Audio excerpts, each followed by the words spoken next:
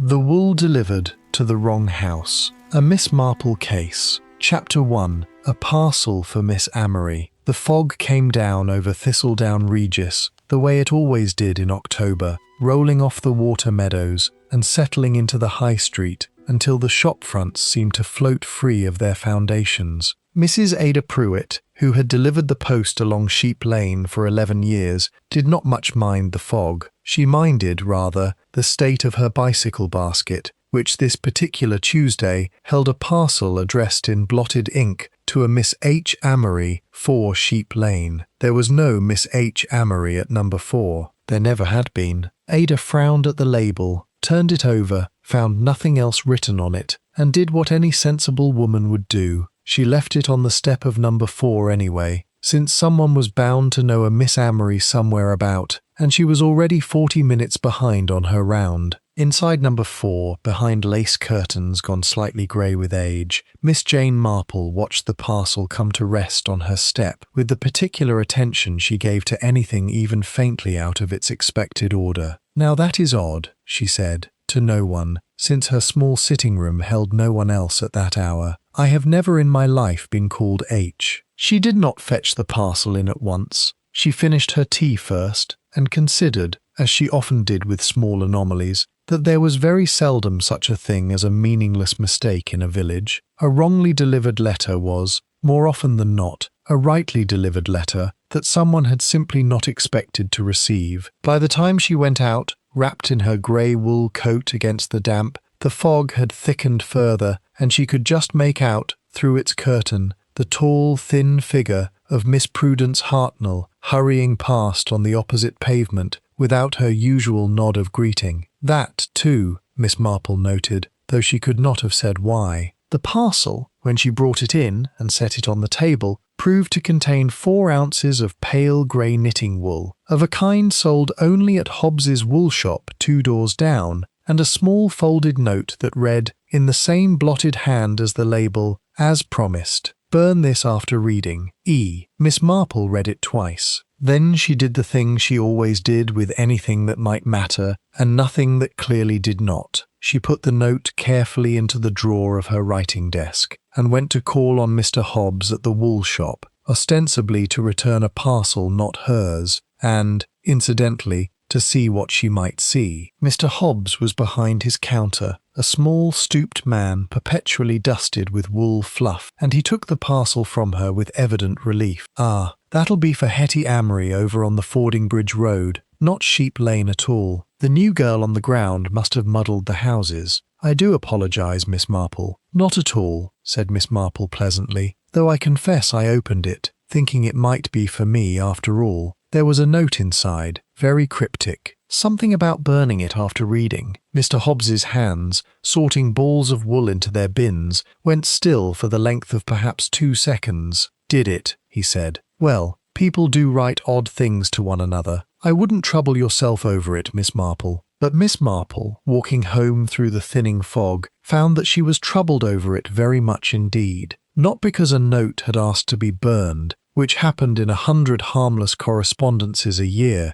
but because Mr. Hobbes, an ordinarily talkative man, had not asked her a single question about who Hetti Amory might be. He had known already, and he had not wanted to say so. Chapter 2. The postmistress does not open her window. Hetti Amory kept the sub-post office on the Fordingbridge Road, a narrow stone building with a brass bell over the door, and a window that opened promptly at 8:30 every morning of the working week, wet or fine, for as long as anyone in Thistledown Regis could remember. On Wednesday morning it did not open at all. By 9 o'clock a small queue had formed on the step. Mrs. Delacourt with her pension book, young Tom Pargeter wanting stamps for his mother, and the vicar's wife, Mrs. Faircloth, who rapped twice on the glass and then went round to try the side door, which she found unlocked. She found Hetti Amory too, seated at her own kitchen table behind the shop, a cup of cold cocoa in front of her, and her spectacles still on her nose, quite dead. Mrs. Faircloth did not scream, being a vicar's wife and made of sterner material than that, but she came out onto the Fordingbridge Road white as chalk, and said, in a voice that carried further than she intended, Someone had better fetch Constable Yarrow. Hetty's had a seizure, or worse. It was worse. By the time Constable Yarrow arrived, pushing his bicycle at a run, and had gone in and come out again looking considerably older than he had 10 minutes before, the queue on the step had grown to a dozen, and the word dead had already made its way, with the particular speed such words achieve in small places, to the High Street, the church hall, and Miss Marple's own sitting room, carried there by her cleaning woman, Mrs. Blount, who arrived breathless and full of the news before she had even removed her coat. Poor Miss Amory, gone in the night, they're saying, and the cocoa still on the table gone cold beside her, and Dr. Haverford up there now with his bag, and nobody knows what. Miss Marple, whether it was her heart or what. Cocoa, said Miss Marple, very quietly. Yes, cold cocoa, just sitting there, poor soul, all alone. Miss Marple set down her needlework and looked, for a long moment, at the grey wool sitting still in its paper on her hall table, addressed to a woman who had died, it seemed, on the very night it should have reached her. She did not say to Mrs. Blount what she was thinking. She rarely did. But she reached for her hat and her coat, and said only, "I believe I shall walk up to the Fordingbridge Road, Mrs. Blount, and see whether Mrs. Faircloth needs any comfort. It is, after all, what neighbours are for." Chapter 3. Dr. Haverford's Opinion, and What He Did Not Say. Dr. Haverford was a young man for a village doctor, not yet 40, with the slightly harried look of someone who had inherited a practice built by his predecessor's reputation, and was not yet sure he had earned it himself. He came out of the post office as Miss Marple arrived, wiping his hands on a handkerchief, and looked relieved to see a familiar face among the gathering crowd. Miss Marple, nasty business. Her heart, I suppose, said Miss Marple, in the tone of one merely confirming what everyone already knew. Dr. Haverford hesitated, the smallest hesitation, the kind that Miss Marple, over 70 years of watching people hesitate, had learned to hear as clearly as a spoken sentence. "I couldn't say, not with certainty, not without, well, there'll have to be a proper examination. I don't like to say more than that." "Of course not," said Miss Marple, very wise, though I confess, cold cocoa on the table does seem a sad little detail, as if she simply never got round to drinking it. "She drank some of it," said Dr. Haverford, and then looked as though he wished he had not spoken, and went rather quickly to fetch Constable Yarrow, leaving Miss Marple standing on the step, with that single fact turning over quietly in her mind. She drank some of it, not all, some. Miss Marple did not attempt to go inside. That would have been neither proper nor, she suspected, permitted, but she stood a while longer at the edge of the small crowd, listening, as she always listened, to what the village said to itself when it thought no one of consequence was paying attention. "Heart, I dare say," Mrs. Delacourt was saying to anyone who would listen. "She was never strong, Hetti Amory. Delicate as a girl, my mother always said, and never quite shook it. Delicate." This from old Mr. Sowerby, who kept the ironmonger's and had opinions on everything. "She ran that post office single-handed for 20 years, through every kind of weather. There's nothing delicate about a woman who does that." "All the same," said Mrs. Faircloth, who had recovered her composure and her customary air of gentle authority, "it is very sad and very sudden, and I do think someone ought to write to her sister in Salisbury before she hears it from a stranger." A sister, thought Miss Marple, in Salisbury. She filed the fact away, as she filed most things without any visible sign of having done so, and turned to walk home through streets where the fog had lifted at last, leaving the Wooltown roofs sharp and pale under a thin autumn sun that seemed, to her, entirely too cheerful for the morning's news. Chapter 4. The village finds its theories. By Thursday, Thistledown Regis had settled, as villages do, with remarkable speed and remarkable confidence, upon an explanation. At the Bell and Plough that evening, the theory being turned over with the beer was heart failure, plain and simple, with a minority opinion, advanced loudly by a farmer named Cobb, that it was surely her nerves, poor woman, run down after the burglary scare in the summer, when someone had tried the till and been frightened off. She was never the same after that, Cobb insisted. White as a sheet for a week. It's my belief it weakened something in her, and there you are. At the vicarage, where Mrs. Faircloth had invited Miss Marple to tea on the pretext of discussing the church bazaar. The theory ran rather differently. "I do think," said Mrs. Faircloth, pouring, "that it may have been something she ate. She was always so careless about her own meals, living alone as she did. I've told her 100 times, Hetty, you cannot live on tea and toast and expect your constitution to bear it." "Did she have many visitors?" Miss Marple asked in the mild tone she reserved for questions she wished to seem entirely idle. "Oh, the usual sort. People collecting parcels, of course, and Mr. Hobbes from the wool shop most days. They were old friends, and her niece came by sometimes. Rosamund, you'll have seen her about. Dark hair, works up at the manor for Colonel Denning, and poor Prudence Hartnell, though I don't think Prudence and Hetty were ever what you'd call close. Not since." Mrs. Faircloth stopped herself, rather too neatly, and reached for the teapot again. "Not since," said Miss Marple, with the gentlest possible encouragement. "Oh, nothing really. An old business. Ages ago, before you came to us, Miss Marple. Nobody thinks of it now." Mrs. Faircloth's cheeks had gone faintly pink, which in a woman of her placid disposition was, Miss Marple thought, very interesting indeed. Miss Marple did not press. She had learned, long before Thistledown Regis, that the surest way to close a door was to push it, and the surest way to open one was to leave it quite alone and let the draught do its work. She turned the conversation instead to the bazaar and the raffle, and whether Mrs. Faircloth thought the vicar would consent to judge the marrow competition again this year, and left an hour later with nothing more said of Hetti Amory, but with the name Prudence Hartnell sitting, quiet and unclaimed, at the front of her mind, alongside a small folded note in her writing desk that read, as promised. "Burn this after reading. E.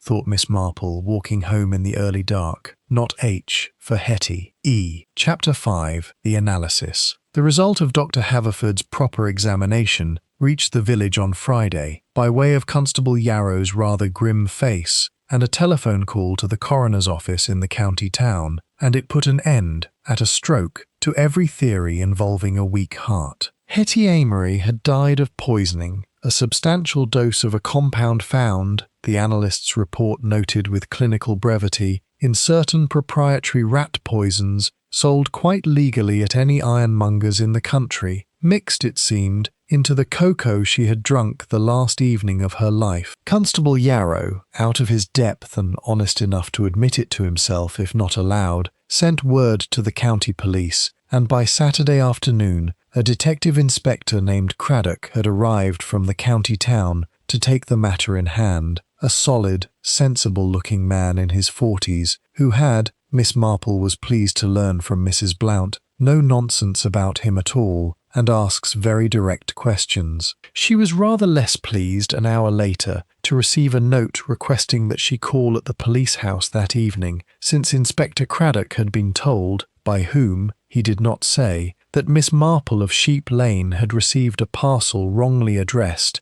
and belonging, in fact, to the dead woman. Mr. Hobbes, thought Miss Marple, folding the note. He had told them, or someone had told them through him, and she wondered, not for the first time that week, exactly how much Mr. Hobbes knew that he had not told her. Inspector Craddock received her in the small front room of the police house with courtesy and a certain frank curiosity, as of a man who had heard, from more than one quarter already, that the old lady on Sheep Lane was worth listening to. "You had a parcel meant for the deceased, I understand, Miss Marple. Wool and a note. Grey wool, 4 ounces, from Hobbes's shop," said Miss Marple, "and a note that asked to be burned after reading, which I have not burned, Inspector, since it did not seem to me to be entirely mine to destroy." She produced it from her handbag, where she had brought it in anticipation of exactly this conversation. Craddock read it, turned it over, and looked up.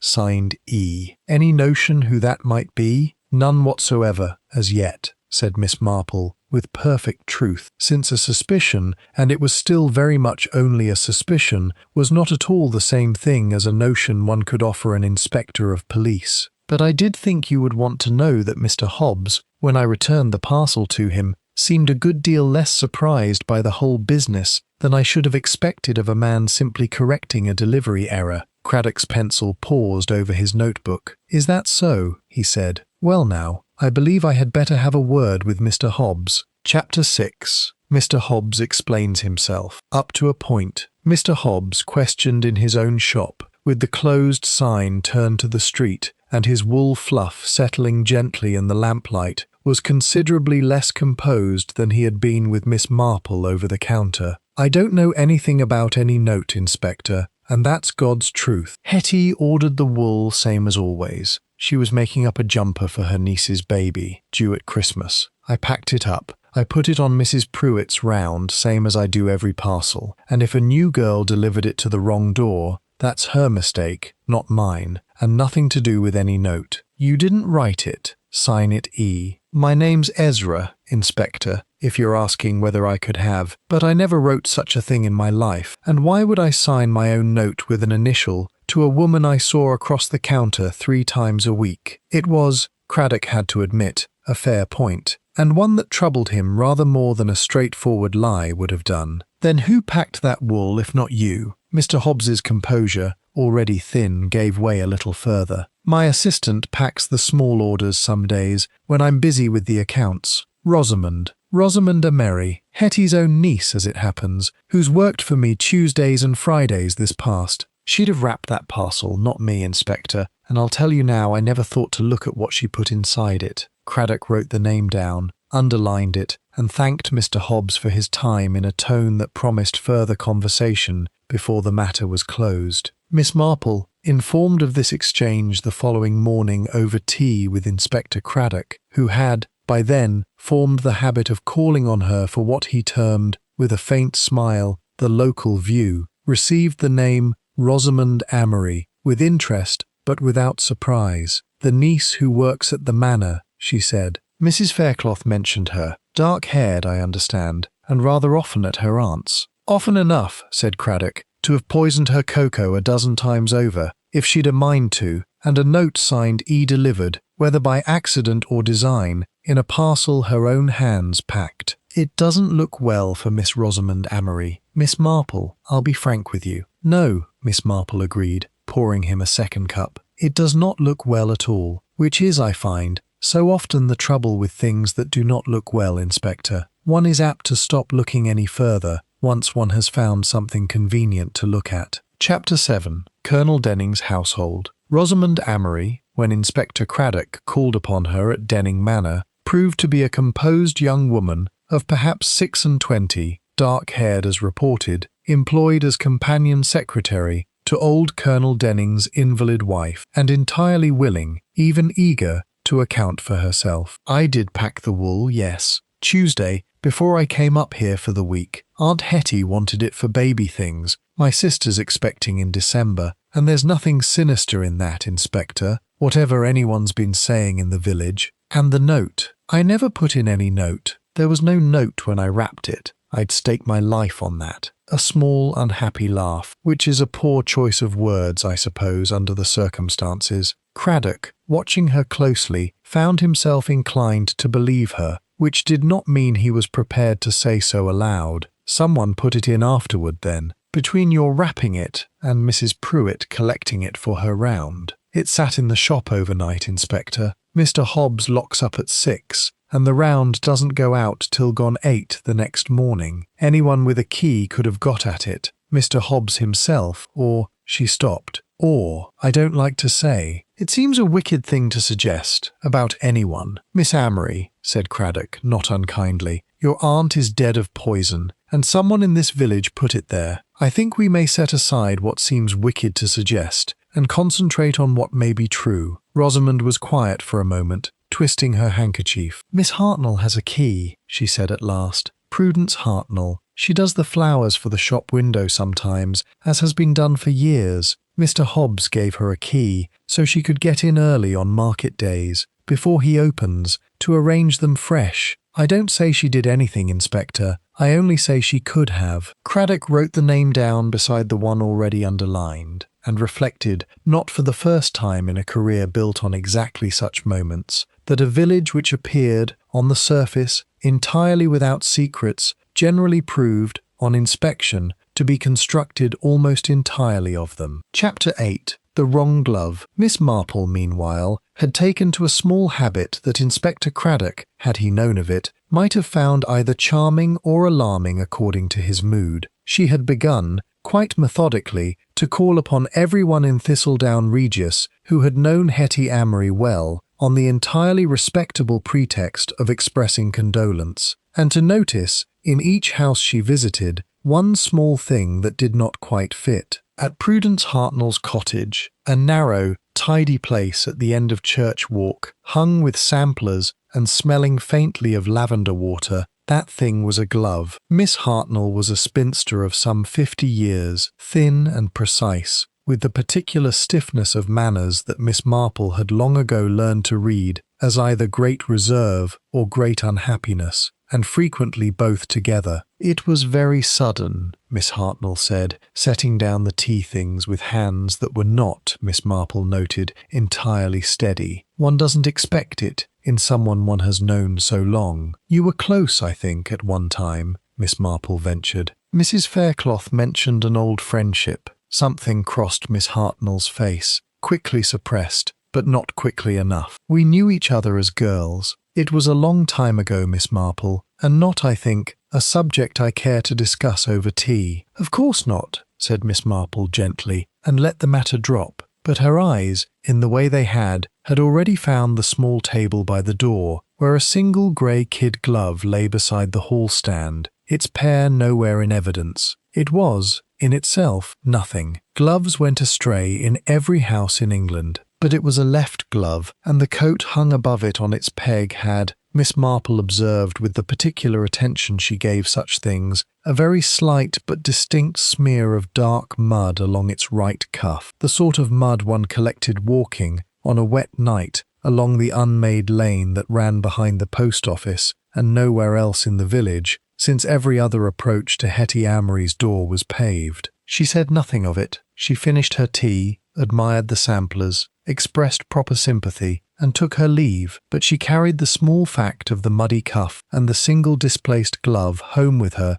as carefully as if it had been a jewel, turning it over that evening by her own fire until it had found its place, however tentatively, among the other small facts she was gathering. A note signed E. Cocoa only partly drunk, a niece with a key she had not used, and a shopkeeper with one he swore he had not either, and an old friendship that no one, in a village that discussed everything, seemed willing to discuss at all. Chapter 9. An Old Business. Before you came to us, Miss Marple did not, as a rule, disturb Mrs. Blount's afternoon off, but on Sunday she found herself walking instead to the vicarage, where she knew the parish registers were kept, and where the vicar, Mr. Faircloth, a mild and biddable man entirely under his wife's amiable governance, could generally be persuaded to open the vestry cupboard for a lady interested in a little local history. "The christening records, Miss Marple. Whatever for?" "An old curiosity," said Miss Marple, with the particular vagueness she found so useful. "I have been wondering about the Hartnell family and the Amorys. One does like to know how long the old names have been around." It took the better part of an hour, and a good deal of dust, but by the time she had finished, Miss Marple had learned a number of things the parish registers were happy enough to tell her, and one thing they told her only by their silence. Prudence Hartnell had had a sister, Grace, some 3 years her junior, who had married, the register showed it plainly, in 1926, a young farmer named Edwin Cole, and who had died, the register showed this too, less than 2 years later, of what the entry recorded only as decline. There was no christening entered for any child of that marriage, and Edwin Cole, Miss Marple recalled now, placing the name with the satisfaction of a woman fitting the last piece into a puzzle she had half suspected the shape of already, had left Thistledown Regis not long after his wife's death, and had not, so far as she knew, been heard of since. She thought, standing in the dim vestry with the register open before her. Edwin. She thanked the vicar, replaced the books precisely as she had found them, and walked home along Church Walk rather more slowly than usual, turning the name Edwin Cole over and over, and wondering, for it was, after all, the central question, and she had learned long ago that names alone solved nothing. What an obscure Cole, gone from the village near 30 years, could have to do with a wrongly delivered parcel of wool and a postmistress dead of poison in her own kitchen? It was Mrs. Blount, of all people, who supplied the answer, quite without meaning to, over the washing up 2 days later. "Co-ale? Oh, there's been no co-ale hereabouts in donkey's years, Miss Marple, not since old Edwin went off, though I did hear—" She paused, wringing out a cloth with more attention than the task strictly required. "I did hear he'd changed his name after, went for a soldier, or so my mother always said, and came back different, and called himself something else entire. Some men do, don't they, after a bad marriage, or a worse loss? Do you recall what name he took?" Mrs. Blount frowned, working at the memory the way she worked at a stubborn stain. "No, that I couldn't say, Miss Marple. It was all before my time, really. Just talk I heard as a girl. But I do know this much. Whatever became of Edwin Cole, it wasn't happy, and it wasn't spoken of, not by the Hartnells nor by anyone who valued Prudence Hartnell's good opinion." Chapter 10. The Colonel's Manservant. It was Inspector Craddock, working along an entirely different thread, who supplied the piece Mrs. Blount could not. His inquiries into Rosamund Amory's alibi — she had, as it happened, been at Denning Manor the whole of the fatal evening, confirmed by no fewer than 3 servants, and old Colonel Denning himself, which struck Craddock as either very fortunate for her or very carefully arranged, had led him, in the ordinary course of things, to interview the Colonel's household generally, and it was there, over a cup of strong tea in the Manor's servants' hall, that the Colonel's manservant, a taciturn man named Pirbright who had been with the family some 20 years,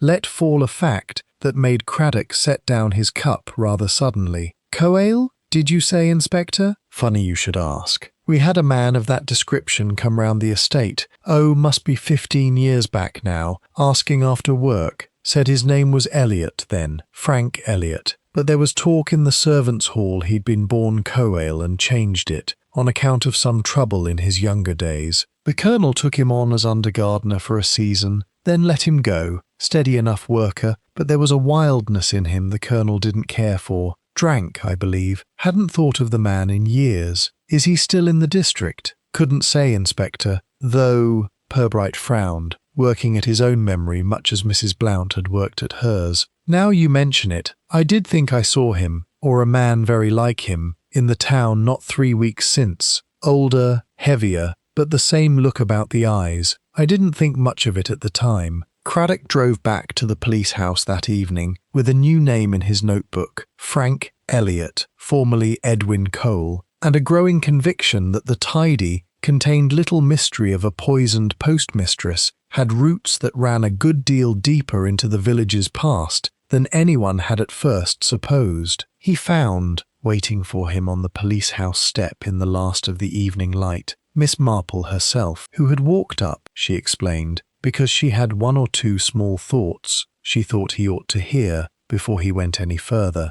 and who listened with every appearance of polite surprise, while he told her of Frank Elliot, and supplied, in return, the name Edwin Cole and the sister Grace, and the child whose christening had never been entered in any register Thistledown Regis kept. "There was a child, then," said Craddock slowly. "You're sure of that, Miss Marple?" "I am sure of nothing at all, Inspector," said Miss Marple, with perfect honesty, "except that a young wife dying of decline within 2 years of her marriage, with no child christened, and her husband gone from the parish within the 12-month, is the sort of small silence that a village keeps only when there is something rather larger it is trying not to say. I would be very interested indeed to learn what became of that child, if there was a child." Chapter 11. A second alarm. It was 2 mornings later, with Craddock's inquiries into Frank Elliot's present whereabouts still turning up nothing more than the vague memory of a man seen once at the Corn Exchange, that Thistledown Regis received its second shock in a fortnight. Mr. Hobbes was found by his own errand boy, slumped across the counter of the wool shop, deathly pale and barely conscious, a half-drunk cup of tea gone cold beside him, precisely as more than one villager was quick to observe with a shiver as Hetti Amory had been found. He had not died. Dr. Haverford, summoned at a run, worked over him with a fierce concentration that left no doubt in anyone's mind how near a thing it had been, and by that evening was able to report to a relieved but badly frightened village that Mr. Hobbes would live, though he would want careful nursing, and that the tea, analysed at Haverford's own urgent insistence before it could be poured away, had contained a dose of the same compound that had killed Hetti Amory, smaller, mercifully, and less effective, but unmistakably the same hand at work. "Which," said Inspector Craddock grimly, standing in Miss Marple's small sitting-room that evening with his hat still in his hand, "puts paid to any notion that Rosamund Amory or Prudence Hartnell poisoned Miss Amory over some private grudge and had done with it. Mr. Hobbes knew something, or the killer feared he did, and that fear nearly cost him his life." "He did know something," Miss Marple agreed. "I felt it very strongly, Inspector. The first time I spoke to him, he was not surprised by that note, not in the least, though he took great trouble to seem so. I have wondered since whether he simply guessed at something, or whether he was told." "Told by whom?" "That," said Miss Marple, "is very much the question, is it not? I think, Inspector, when Mr. Hobbes is well enough to speak, you would do well to ask him, very gently and very directly, exactly what he knows of Edwin Cole, and of Grace Hartnell, and of the child that was never christened." Chapter 12. Mr. Hobbes remembers. Dr. Haverford permitted a short interview 2 days later, and Mr. Hobbes, propped against pillows in his narrow bedroom above the shop,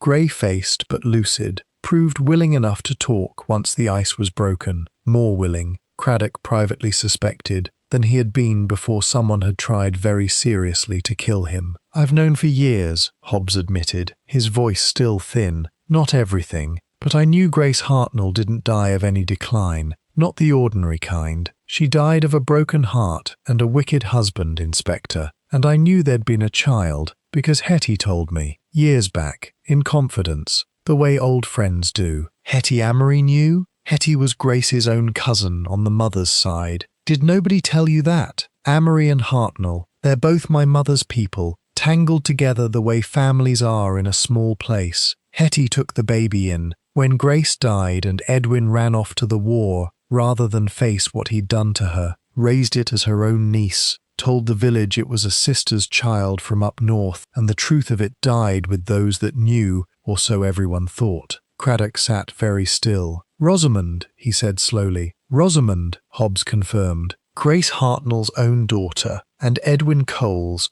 though the girl herself has no notion of it, so far as I ever knew, raised believing exactly what Hetti told her, and the whole village told her, that she was a niece by an ordinary sister's marriage, nothing more." "And the note," said Miss Marple quietly, from her chair by the window, where Craddock had permitted her to sit in, as he had come to permit on more occasions than he would readily have admitted to his superiors. "As promised. Burn this after reading." "Who promised what, Mr. Hobbes?" Hobbes's grey face grew, if possible a shade greyer. "That I don't know, Miss Marple, and that's God's own truth. But I'll tell you what I do know. A man came into my shop 3 weeks back, asking after Hetti Amory by name. Older fellow, heavy-set. Said he was an old friend from her girlhood wanting to look her up. I thought nothing of it. Told him where the post office stood, same as I'd tell anyone." He paused, and something like fear moved across his tired face. "I've wondered since whether that was Edwin Cole himself, come back after 30 years to find the wife he wronged long dead, and the child he abandoned grown to a woman, and whether Hetti knew him the moment he came calling,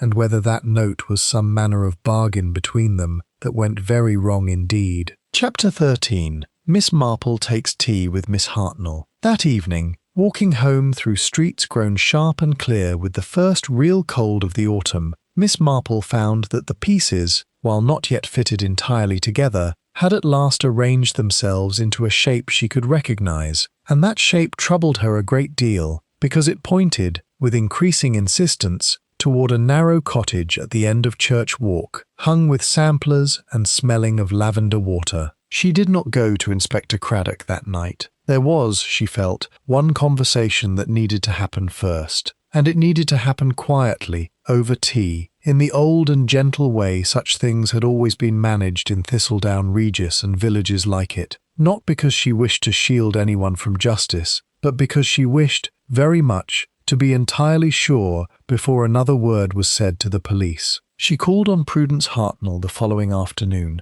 and found her, as before, precise and reserved, and pouring tea with hands that were, this time, not quite steady at all. "You knew, of course," said Miss Marple, gently, when the tea was poured and the small courtesies exchanged, "that Rosamund Amory is your own sister's child, Grace's daughter, not Hetty's niece by any sister's marriage, but your own flesh and blood, and hers." The cup in Miss Hartnell's hand rattled very slightly against its saucer. "How?" she began, and stopped, and set the cup down with great and visible care. "I don't know what you mean, Miss Marple." "I think you do," said Miss Marple, not unkindly. "I think you have known it a very long time, and kept it, as your family kept it, out of love for Grace's memory, and a great, natural wish to spare the child the shadow of it. I do not think that is a wicked thing, Miss Hartnell. I think it is, in its way, a very sad and very human one. But I think that a man came back to this village 3 weeks ago, a man who called himself Frank Elliot, though he was born Edwin Cole, and I think his return has a good deal to do with why Hetti Amory is dead, and why Mr. Hobbes very nearly joined her." Prudence Hartnell was silent for a long moment, looking not at Miss Marple, but at her own hands, folded now in her lap. "He came to me first," she said at last, very low, "before he ever went near Hetty. He came to my door one evening 3 weeks ago, Miss Marple, 30 years older, and coarsened by drink and hard living, and he told me he'd heard his daughter had grown into a fine young woman with good prospects at the manor, and he actually said this to me, sitting in my own front room, he thought it was time he had something for the trouble of having fathered her." "Blackmail," said Miss Marple softly. "He never used the word. He didn't need to. He said he'd go to the Colonel, tell him the whole shameful history, ruin Rosamund's position, and her chances of a good marriage, unless someone made it worth his while to hold his tongue. I sent him away with nothing. I have very little to give, Miss Marple, as you may imagine, on what I have, and I told him to try Hetty, who had more put by, and who loved that girl as if she'd borne her herself. And Hetty paid him." "Hetty agreed to pay him," said Prudence Hartnell, and for the first time her composure broke entirely, and she pressed a handkerchief to her mouth. "That was the note, Miss Marple. As promised, it was Hetty's answer to him, sent by way of the wool parcel, because she dared not be seen writing to him directly, arranging when and how she'd bring the money. And 2 days later she was dead, and I have known it. I have known all of it, and I have said nothing to a living soul because I did not know, I still do not know, whether the man who killed her was Edwin Cole himself, come back to take her money and silence her both, or whether—" She stopped. "Or whether," said Miss Marple, very gently indeed. Prudence Hartnell looked up, and her eyes were full of a fear that had nothing to do, Miss Marple understood at once, with her own safety. "Or whether it was Rosamund," she whispered. "If Hetty told her the truth at last, if the girl learned, after 26 years of believing herself an ordinary niece, that she was the daughter of the man who broke her own mother's heart and killed her by inches, and that her beloved Aunt Hetty had been paying that man to keep the secret, I do not know what a young woman might do, Miss Marple, with a discovery like that laid suddenly upon her. I do not know what I should have done myself, at 26, in her place." Chapter 14. The Man at the Corn Exchange. Inspector Craddock, informed that same evening of everything Miss Hartnell had confided, for Miss Marple did not, in the end, keep it from him beyond the single night it took her to be certain of what she had heard, set his men at once to finding Frank Elliot, alias Edwin Cole, and found him with less difficulty than he had feared, lodging under his own true name at a cheap commercial hotel in the county town, some 11 miles distant, where he had been. The hotel register showed plainly every single night of the past 3 weeks, including the night Hetti Amory died and the morning Mr. Hobbes collapsed over his counter. He was a heavy, ruined-looking man of near 60, with the broken veins and unsteady hands of long drinking, and he answered Craddock's questions with a mixture of bluster and genuine, unfeigned surprise that gradually, as the interview wore on, convinced the inspector he was telling something very close to the truth. "I never went near her that last night, Inspector. I swear it on whatever you like. She sent me a note, through the wool. Her own idea, said it was safer than the post direct, saying she'd have the money for me at the end of the week, and I was content to wait, being as I'd waited 30 years already for one thing or another. Ask anyone at the hotel bar. I was 3 sheets to the wind by 9 that evening, and never left my room till noon the next day, and there's a barmaid and 2 commercial travellers can swear to it." The alibi held. Craddock's men confirmed it within the day, thoroughly and beyond serious doubt. Edwin Cole, whatever else he had done in his ruined and shabby life, had not poisoned Hetti Amory's cocoa nor Ezra Hobbes's tea, for the simple and irrefutable reason that he had been 11 miles away, drinking himself insensible on both occasions, which left, as Craddock said to Miss Marple that evening, with the particular grimness of a man whose easiest solution had just dissolved in his hands, a very much smaller field of people who had been near enough to Hetti Amory's kitchen and near enough to Ezra Hobbes's shop counter to have put poison into a cup on each occasion, and who had, moreover, a reason to want both of them silenced. "It comes back to the girl, doesn't it?" he said heavily. "Rosamund. She had access to both, packed the wool at the shop, was often enough at her aunt's kitchen table. If Hetti told her the truth about her parentage and about the blackmail, that's motive enough for 1 killing, let alone 2. I don't like it, Miss Marple. I liked her when I spoke to her, but I don't see who else fits." Miss Marple, pouring the inspector a cup of tea in her own small sitting room, was quiet for a moment, looking not at him but at the fire. "I wonder, Inspector," she said at last, "whether you have asked Miss Amory, Rosamund, I mean, the one question that seems to me to matter more than any other just now." "And what question is that?" "Whether she knew the truth before her aunt died," said Miss Marple, "or only after." Chapter 15. What Rosamund Knew. Rosamund Amory, questioned again by Craddock the following morning, this time with Miss Marple's question put to her directly, went very white and then, unexpectedly, very angry. "After," she said, her voice shaking. "I learned it after, Inspector, the morning they found her. Colonel Denning's own solicitor came to see me 3 days later about Aunt Hetty's will, and it was there, in black and white, that I understood. She'd left me a letter, sealed, to be opened only if anything happened to her. She must have feared it at the end. She must have known something might happen." She produced the letter itself, creased from much handling, and Craddock read it through in silence. A full and careful confession of the truth Prudence Hartnell had already given Miss Marple. The sister Grace, the faithless husband, the child taken in and raised as a niece out of love, and a final line that made Craddock's jaw tighten as he read it aloud. "If you are reading this, my darling girl, then I have not managed things as safely as I hoped, and there is something more I must tell you, though I have never dared tell it before, even to Prudence. I have always believed, though I could never prove it,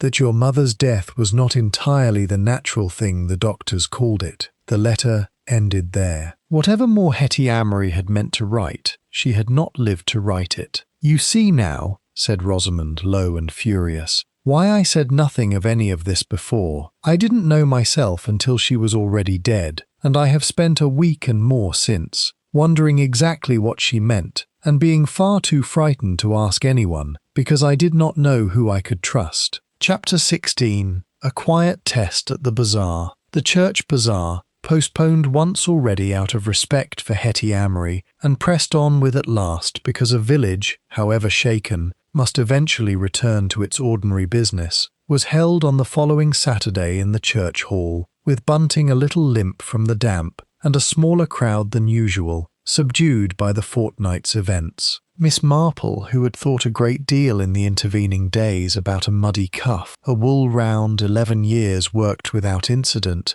and a small, persistent detail that no one else appeared to have troubled over, namely, that it was Ada Pruitt herself, not any new girl, who had misdelivered the parcel, since Miss Marple had made discreet inquiry and found that no new girl existed on that round at all, moved through the stalls with her usual unhurried air, and came at last to the table where Mrs. Pruitt sold raffle tickets for the Vicarage Roof Fund. "I've been meaning to ask you, Mrs. Pruitt," said Miss Marple pleasantly, buying a ticket, "about the parcel. The wool, you know, that came to my door instead of Miss Amory's. I wondered, was it truly a new girl's mistake? Only I understood from Mr. Hobbes there had been no new girl on the ground at all this autumn. It was the smallest thing, a flicker, no more, across a face that had schooled itself for 11 years of village rounds into perfect cheerful blankness. But Miss Marple had spent a lifetime watching for exactly such flickers, and this one told her,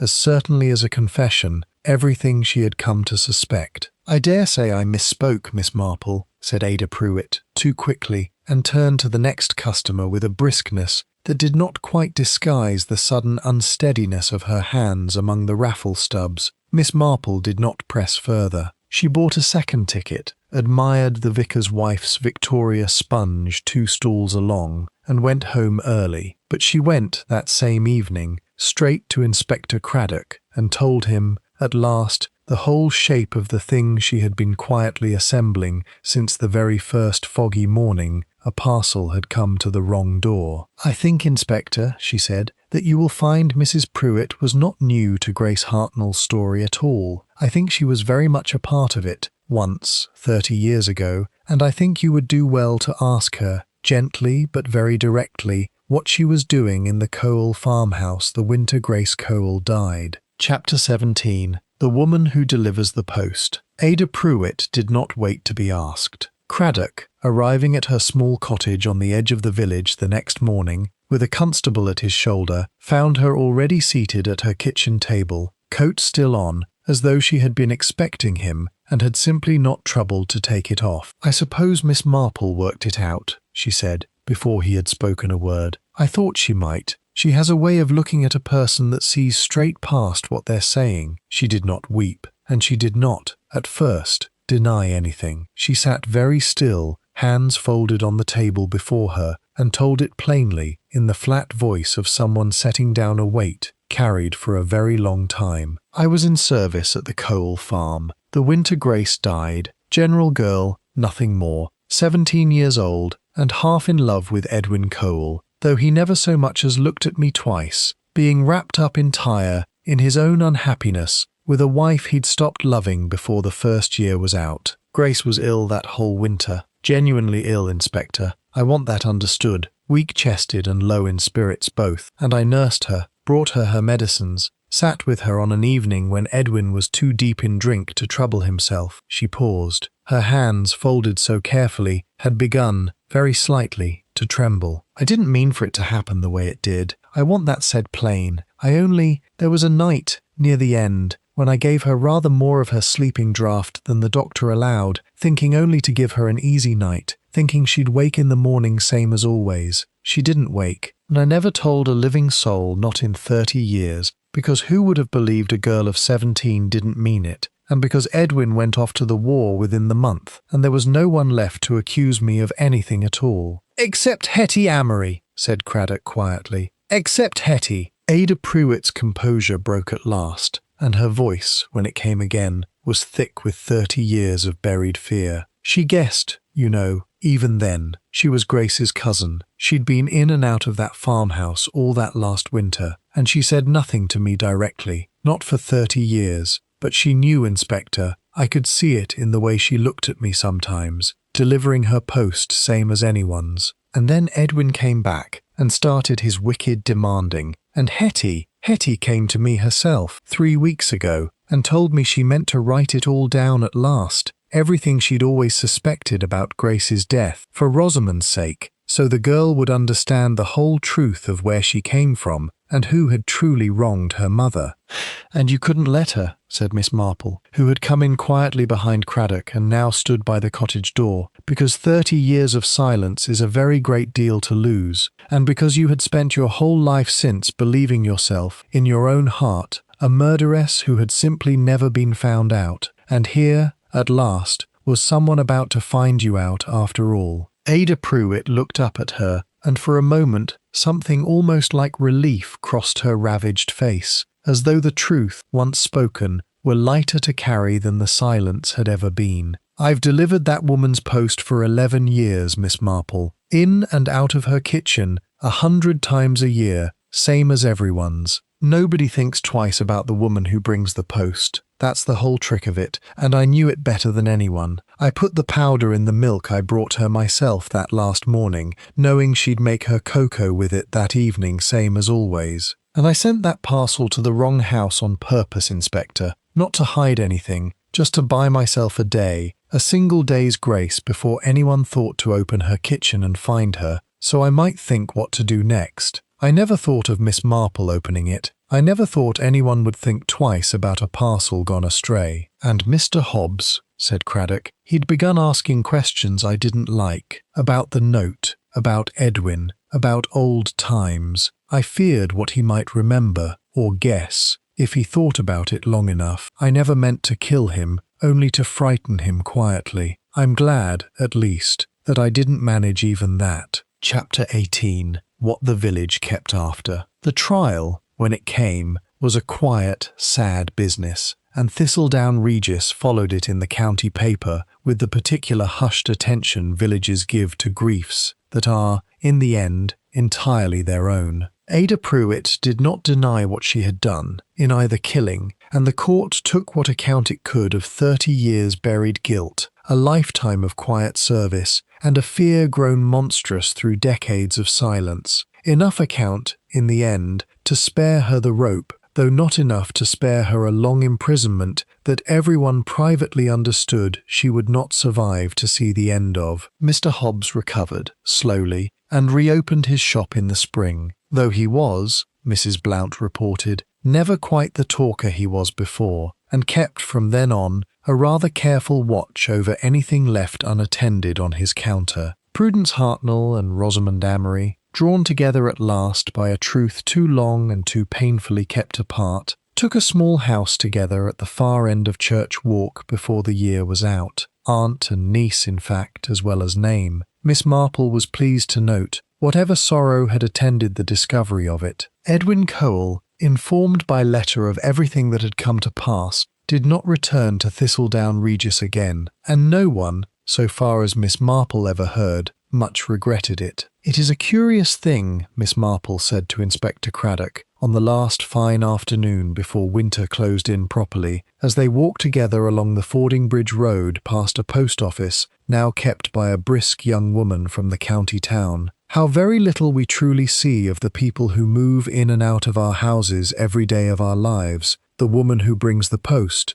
the man who wraps our parcels, the shopkeeper who has known us 30 years. We look at them and see only the function they perform for us, and never think to wonder what private grief or private guilt they may be carrying beneath it. A hard lesson, said Craddock. A very old one, Miss Marple said gently, though I find, Inspector, it is generally the old lessons that most want relearning. She said no more, and they walked on together in the thin autumn sunlight, past the wool shop and the church and the small stone post office, toward a village that would, in time, as villages always did, settle back into its ordinary rhythms, remembering perhaps, a little longer than usual, that even the most unremarkable hand, the one that had brought good news and bad to every door in the parish for 11 quiet years, might carry within it a secret old enough and heavy enough to kill for.